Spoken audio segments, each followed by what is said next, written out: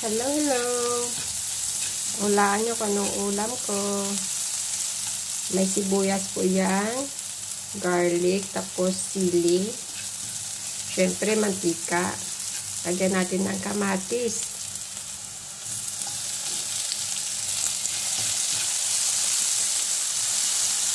Lagyan nyo rin ng asin at paminta. Sa akin, sili lang yan, guys. Wala ng paminta.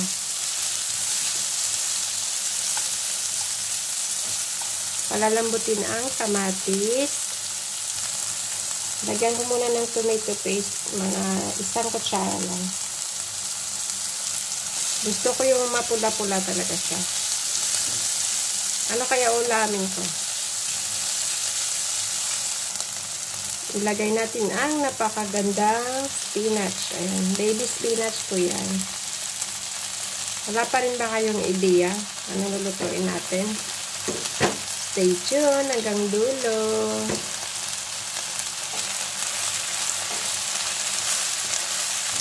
Bisayin na lang natin ang bahagya.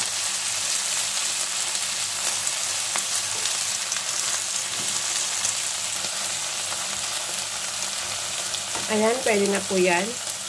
At ilagay ang main ingredients. Ayan po, sardinas na masarap.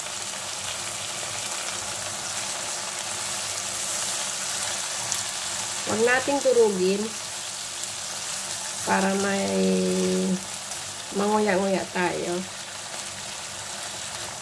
Kunti lang guys, ako na naman kakain eh. Kaya hindi ko na lalagyan hindi ko na po lalagyan ng tubig. Ganyan lang po siya. Igigisa ko ng mga 3 minutes. Tapos timplahan yung asin. Ready na po. Yan. Pagkalipas ng 3 minutos, ayan na po guys, luto na po yan. At pwede nyo pong lagyan po yan ng malunggay, spinach, alugbate, pechay. Ayan.